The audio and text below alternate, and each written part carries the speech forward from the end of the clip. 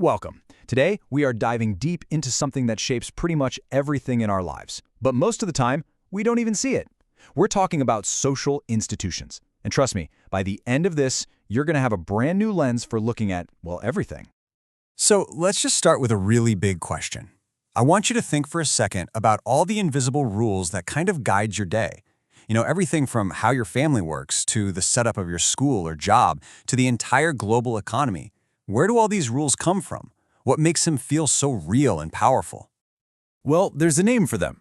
Social institutions. And here's the key thing to get right away. We're not talking about buildings. An institution isn't a chunk of concrete. It's the rules of the game for how we all interact. It's the software that runs our society. Okay, so here's how we're going to tackle this. We'll start by breaking down the anatomy of an institution. Then we'll look at 3 different ways to think about them. After that, we get to the really juicy stuff, the difference between rights and rules, the massive question of justice, and finally, we'll wrap up with a critical toolkit you can use yourself. All right, first things first, let's deconstruct one of these things. What are the actual moving parts of an institution? And to make this super clear, we're going to use a university as our go-to example for this whole section. So, every institution has a structure. You can think of it like its skeleton. At a university, this is all the formal stuff. You've got clearly defined roles, right? Professor, student, dean. And then you have the official rules that tie them all together. Rules for how you get in, how you get graded, and how you eventually graduate. Next up, every institution has a function. Philosophers sometimes call this its telos, which is just a fancy word for its purpose or its end goal. What problem is it supposed to solve? For a university, the function is pretty clear: to discover and spread knowledge. For an economy, its function is to make and distribute stuff. Okay, now this is where it gets really interesting, because you have the official rules, and then you have the culture, the informal stuff, the unwritten norms. It's the vibe. Think about it. A university's official function is learning, right? But what if it has a reputation as a party school? That informal culture can be just as powerful, if not more so, in shaping how people actually behave. And finally, number 4, sanctions. These are the consequences that keep everyone in line. They can be informal, like getting a dirty look from your classmates, or they can be very formal, like failing a class, getting kicked out, or, in the wider world, even going to jail. So, we have our 4 parts: structure, function, culture, and sanctions. That's the what. But now for the how. How do these pieces actually fit together to create a whole? The source material lays out 3 different ways to look at this. Okay, check this out. First, there's the atomistic view. It basically says an institution is just a pile of bricks. It's nothing more than the sum of its individual people and rules. Then you have the total opposite, the holistic view, which says an institution is like an organ in a body. It only makes sense in terms of its function for the whole of society. But the view we're focusing on is the molecularist one. It's the middle way. It says an institution is like a water molecule. Yeah, it's made of smaller parts, hydrogen and oxygen, but when they combine, they create something totally new with its own unique properties. Now, thinking of institutions as these unique molecules with their own purpose is super helpful because it lets us get to the ethical heart of the matter. And this leads to an absolutely critical distinction we have to make.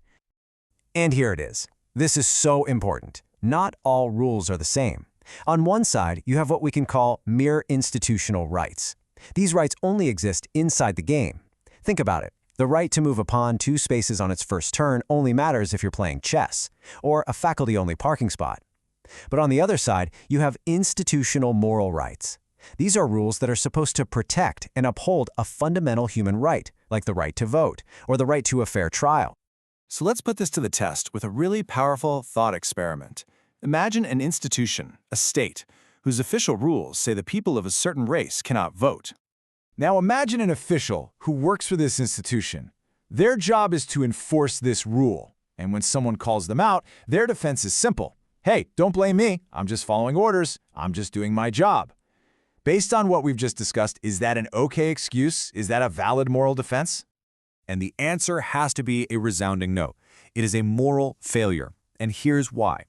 That person is confusing a mere institutional rule, in this case a deeply unjust one, with a real moral obligation. The institution is fundamentally broken because its rule violates a basic human right. So the whole just following orders argument completely falls apart.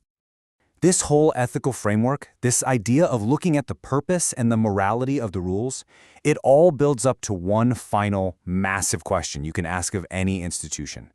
Is it fair? Is it just? And we can get even more specific. We're talking about something called distributive justice. This is all about how the goodies and the costs are shared. It asks a simple question. When a group of people work together on something, are the benefits and burdens passed out fairly among them?